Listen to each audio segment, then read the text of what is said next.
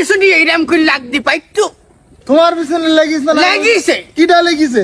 ওই যে ইমাম সাহেব প্রতি জুম্মায় ওয়াজ করে আর সুদীর কথা বলে, আর আমার দিকে আঙুল নাড়াই ওই আমার দিকে। আমি খেয়াল করি কুকা ওর আঙুল কনে যাইতিছে, শোনো। ওই আঙুল এরম করে নাড়াই পার ওই আমার দিকে। কেন? চোরের মন পুলিশ। তুমি একটু সট্টু খাও বলি, আসলে ইমাম সাহেব বলে বলি তুমি নিজেরটা ধরে নিতে চাও। এটা সুদ বলে না খোকা, আমি মানুষের টাকা হাওলাত দিই, উপকার করি। ও কর্জে হাসা না? করে যে হাসানা, তারা আমার খুশি হই আমার হয়তো কিছু টাকা দেয়। এটা তুমি সুদ কিভাবে বলো? এটা তাহলে আর কর্জে হাসা না থাকলো? মানুষকে হাওলাত দেওয়ার পরে তুমি যদি সেই টাকার আবার লাভ খাও, আবার আসল টাকা তো আর কমাই দাও না, দাও?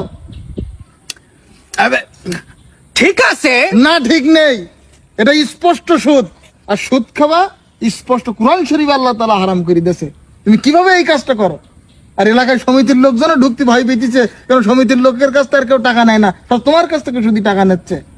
যাই হোক খোকা, আমি মসজিদ আমি বানাবো না শোনো, আমি কয়েকবার চেষ্টা করি, আমি ইমাম পাল্টাইছি আমি, কিন্তু ইমাম যে ইমামই আমি আনি সব ওই সুদীর কথা বলে আর আঙুল ঘুরি আমার দিক বলে। চাচা একটা কথা এই বলবো? জন্য আমি চিন্তা করলাম ইমাম আর পাল্টাবো না, মসজিদই পাল্টাই ফেলবো। আচ্ছা আমি শুনি, আমার কথা শোনো। বলো।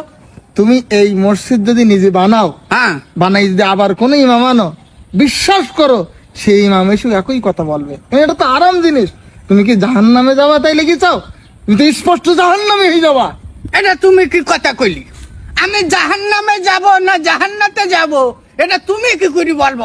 বলতে পারো কতদিন যে বলতে পারেনি, এটা আল্লাহর হাতে। তারপরে একটা বৈশিষ্ট্য দিতেছে না যে এই কাজ করলে জান্নাত, এই কাজ করলে জাহান্নাম। তুমি যে কাজগুলো করতেছ এটা স্পষ্ট জাহান্নামে যাওয়ার লক্ষণ।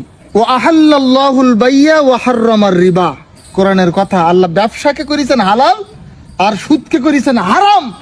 তুমি ব্যবসা করো, সুদ খাই না চাচা, তাই সুদ খোকা? খাই না। হ্যাঁ তাহলে আমার তো মসজিদ পাল্টাই আমার কোনো লাভ নেই, না। আমার নিজের পরিবর্তন হইতে হবে। জি, এইটাই মূল কথা। ঠিক আছে খোকা, তাহলে চলো। তাহলে আর বানাবো না না মসজিদ? না না, আমি ভুল বুঝতে পারিছি। আইসো। আচ্ছা ঠিক আছে।